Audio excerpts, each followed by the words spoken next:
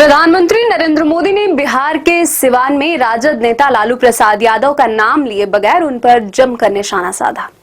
प्रधानमंत्री ने यह भी बता दिया कि राजद अध्यक्ष ने डॉक्टर अंबेडकर के अपमान के बाद माफी क्यों नहीं मांगी। पीएम मोदी ने अपने संबोधन के दौरान कई बार जंगल राज शब्द का प्रयोग करते हुए कांग्रेस राजद पर जमकर हमला बोला।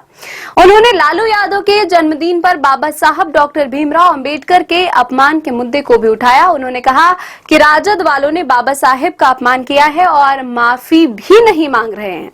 राजद और कांग्रेस वाले खुद को बाबा साहेब से बड़ा दिखाना चाहते हैं, इसलिए उनकी तस्वीर को पैर के सामने रखते हैं। बिहारवासी बाबा साहब के इस अपमान को नहीं भूलेगा। उन्होंने कहा कि मोदी बाबा साहब को दिल में रखता है।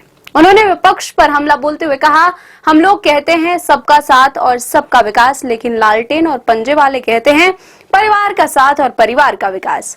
इनकी राजनीति कुल जमा पूंजी यही है। अपने अपने परिवारों के हित के लिए यह करोड़ों परिवारों का अहित करने से नहीं चूकते हैं।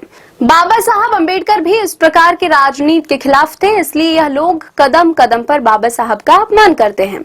अभी देश ने देखा कि किस तरह से राजद वालों ने बाबा साहब का अपमान किया है। राजद वालों ने बाबा साहब की तस्वीर के साथ क्या किया, यह सबने देखा। प्रधानमंत्री ने कहा कि इसी समय बिहार में जंगल राज लाने वाले किसी तरह अपने पुराने कारनामे करने का फिर से मौका ढूंढ रहे हैं। बिहार के आर्थिक संसाधनों पर कब्जा करें, इसके लिए वो तरह तरह के हथकड़े अपना रहे हैं। उन्होंने कहा कि इन लोगों ने ऐसी लूट खसोट मचाई कि गरीबी बिहार का दुर्भाग्य बन गया।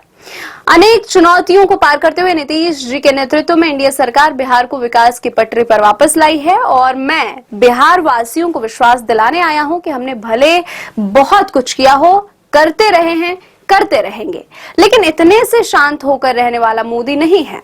मुझे तो अभी बिहार के लिए और भी बहुत कुछ करना है। पीएम मोदी ने कहा कि अपने मिलकर बिहार से जंगल राज का सफाया किया है।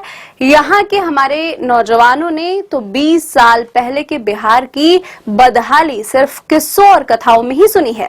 उन्हें अंदाजा ही नहीं है कि जंगल राज वालों ने बिहार की क्या हालत बना दी थी। जिस बिहार ने सदियों तक भारत की प्रगति का नेतृत्व दिया, उसको पंजे और लालटेन के शिकंजे ने पलायन का प्रतीक बना दिया था।